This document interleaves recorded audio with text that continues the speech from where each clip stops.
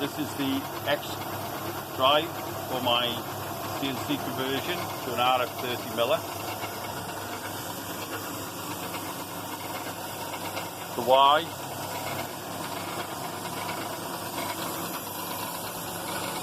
And the Z. I've left the card off just for now, just to show the rotary encoder that's used to drive the DRO.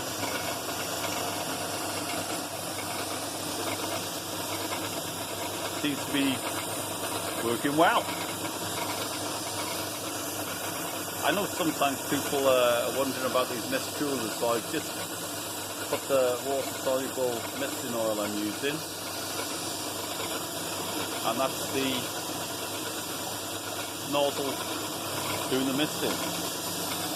A good tip I had was to put the coolant load down so that the coolant doesn't siphon out and you can control the flow better.